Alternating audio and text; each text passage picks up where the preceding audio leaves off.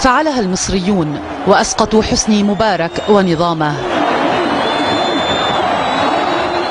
قبل أسابيع ما كان أحد يظن أن نظاما بوليسيا حديديا جثم على صدور المصريين 30 عاما يمكن أن يتهاوى ويتكسر في 18 يوما.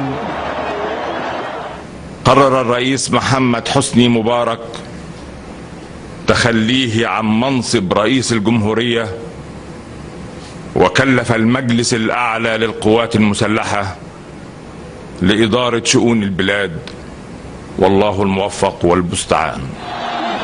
ما إن نطق عمر سليمان متجهما بتلك الجملة المقتضبة حتى انفجرت الساحات في مصر، كل مصر، فرحا وتكبيرا. غيروا هتافهم الأثير فصار الشعب أسقط النظام.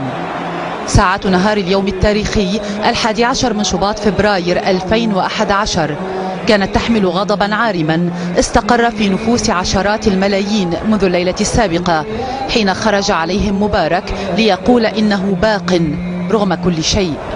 ظهر الجمعة طوفان بشري في ميدان التحرير ضاقت به الشوارع والجسور المحيطة، ما عاد لبشر موطئ قدم. زحفت القاهرة كلها، إنها صلاة الجمعة، وأي جمعة. الشيخ محمد جبريل المنضوي مع الثوار مع لفيف من علماء الأزهر الشريف ممن رفضوا فتوى تحريم قول لا للظلم والقهر والفساد. أما المصلين خطب الرجل خطبة مزلزلة استحضر فيها عزم النبي موسى عليه السلام في مواجهة فرعون، ودعا دعاء القنوت، والملايين من خلفه تردد آمين، تطلب النصر من الله لعله أسرع دعاء يستجاب له.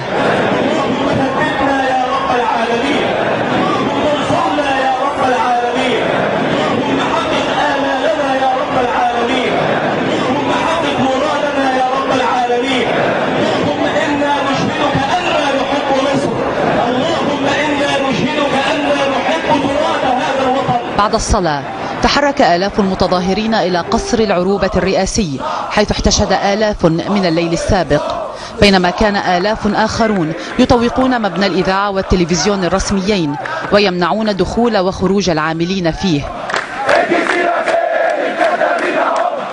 ظلت القاهرة ومصر كلها تغلي حتى المساء، كانت كل الاحتمالات مفتوحة وغضب الشعب يتصاعد. لن نتراجع، لن نخلي الساحات، لن نخفض الصوت. في المساء إعلان صغير عن بيان هام للرئاسة. أقل من ساعتين وجاء الخبر اليقين. قرر الرئيس حسني مبارك لم يعد رئيس مصر، ليس بعد الآن.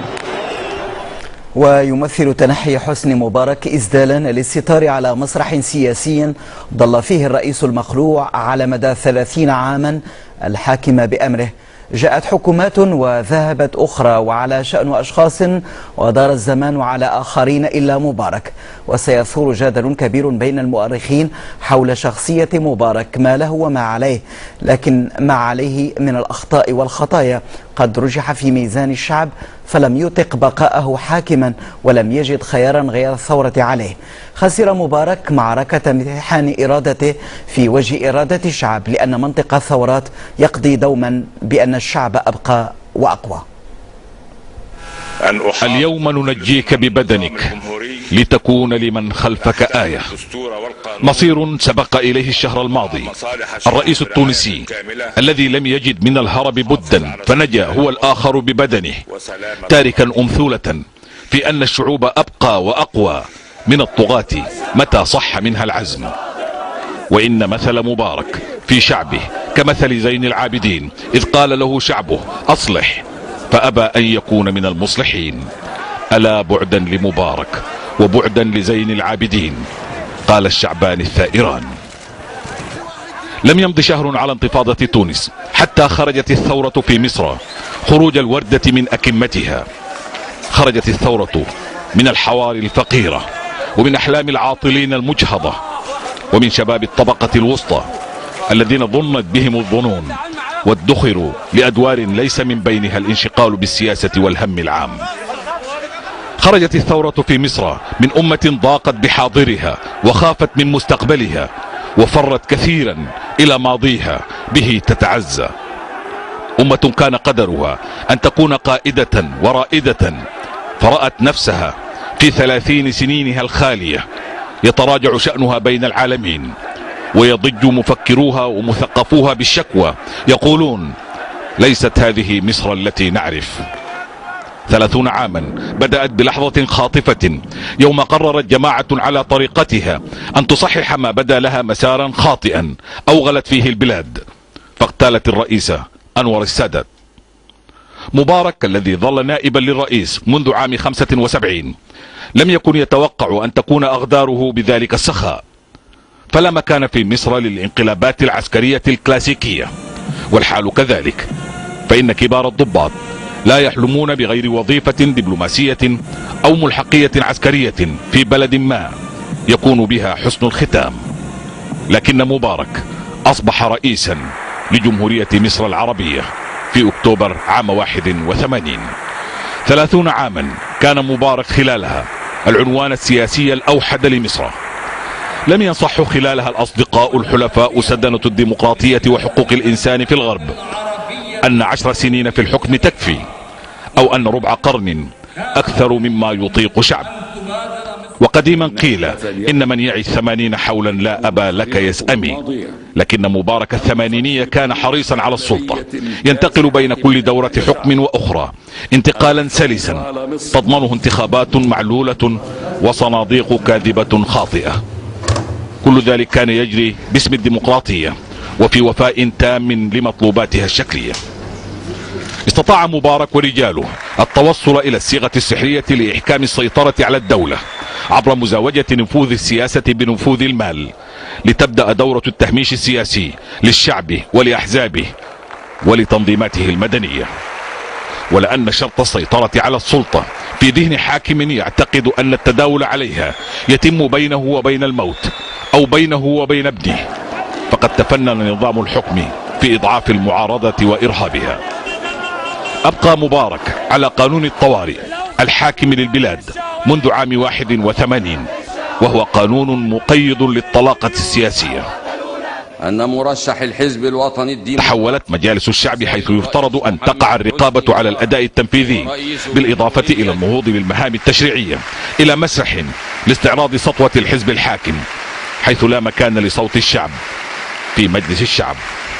ولم تكن مناهضة التعديلات الدستورية في 2007 فقط لأنها تكبل الأحزاب ب1000 قيد وتحول بينها وبين التمثيل النيابي، ولكن لأنها كانت أيضا تمهد الطريق أمام جمال مبارك لخلافة والده. وكانت حصيلة 30 عاما من حكم مبارك أن تردت السياسة وافتقر المواطن والوطن. اتسعت أحزمة الفقر وتزايدت جيوش العاطلين، وانسدت الآفاق في وجه الملايين من المصريين الذين وجدوا أنفسهم تحت خط الفقر. وقد ألفت مصر على عهد مبارك الدعم الدولي خاصة الأمريكية حتى أصبح بندا ثابتا في الميزانية، وهو ما تأذى منه المصريون ورأوه خصما من كرامتهم الوطنية. كانت مصر على عهد مبارك قد أصبحت حالة صارخة في إدمان العون والعطايا الدولية. ولا يكون دعم بغير ثمن، وقد دفعت مصر على عهد مبارك أثمانا في السياسة باهظة، وتحولت من جراء ذلك كله ضمن آخرين إلى مقاول سياسي معتمد لعملية السلام غير المنتجة للسلام. وصارت مصر مبارك تمسك بمفاتيح بوابة رفح في موقف مناهض للمشاعر الوطنية المصرية تجاه حصار غزة ومجمل الموقف من القضية الفلسطينية. 30 عاما تراجع خلالها دور مصر القومي، وتقزمت خلالها أحلام المواطن المصري في الرفاه والتقدم والديمقراطية والحرية. 30 مرت، ثم وقع لمبارك أن الشعب لم ينل حظه موفورا من أي شيء. إنني أعي هذه التطلعات المشروعة للشعب، وأعلم جيدا قدر همومه ومعاناته. كذلك قال زين العابدين من قبل: أفلا يزال في مدرسة القادة والزعماء من لم يفهم الدرس بعد على بساطته.